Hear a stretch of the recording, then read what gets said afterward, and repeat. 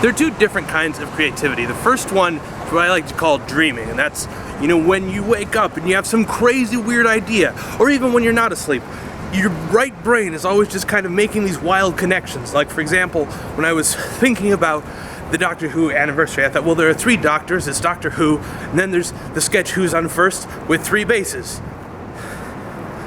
What? And that's just a weird connection. It's not funny, it's not insightful, it doesn't actually mean anything, but it doesn't matter because it's just dreaming. It's just making weird connections and coming up with things that didn't exist before. The second type of creativity I'm going to call pragmatism, and this is basically when you were little and you had a fixed amount of Legos of certain types and you wanted to make something from what you had available. Something that tends to frustrate me is that creative individuals like YouTubers and artists and musicians tend to lash out at the other people because they don't understand the creative process. People like advertisers and salespeople and Google employees, when the reality is they've been building stuff with Legos for their entire career. That's their job. It's to create something meaningful out of the raw materials that they have, and it requires just as much creativity as coming up with something out of the blue. And in reality, all creative professions have to play with Legos at some point. If you are a painter, you are limited by the amount of paint you can afford and by the size of your canvas. And if you're making videos, if you don't have a helicopter, you can't do helicopter shots. Whenever you see something that a creative person made, you are inevitably seeing a reduced version. You are seeing that Lego creativity of whatever they were able to make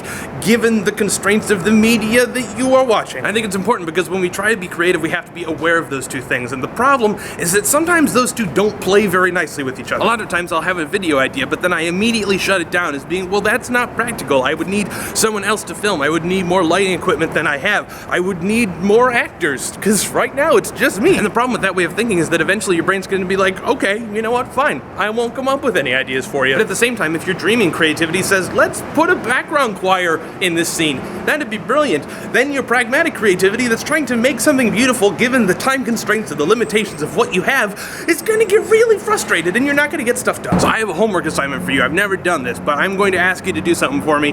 Next time that you have some crazy connection or idea, I want you to do something, I want you to write it down. Because dreaming creativity doesn't particularly care if you make the idea into anything, it just cares that you recognize that it was something valuable. So write it down and leave it and don't look at it for a week. Then, next week, we're gonna go pragmatic, okay? I want you to take out your phone and set a 10-minute alarm. And I want you to get that idea out from wherever you've hidden it, and I want you to use it to make something. Maybe it's a tweet, maybe it's a drawing, maybe it's a video, maybe it's a cake. I don't know why cake is my example of things you should make. But the point is to practice using both of these types of creativity because they work well independently. It's just when they try and muck with each other's ideas that things become a disaster. So give that a try, because when you can get yourself to stop fighting with yourself, you can make something pretty darn awesome. Hey guys, thanks for watching. I've not been parodying Mike Falzone this whole time. I just felt like walking outside because the temperature was a little high. But I am Kevin Giese. I put out new videos every Monday, every Wednesday, and every Friday. And I have Mike Falzone's hair.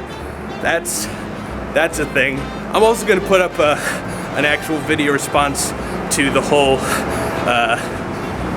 creativity crisis thing on my vlog channel. So if you wanna check that out, I'll put a link somewhere in my face.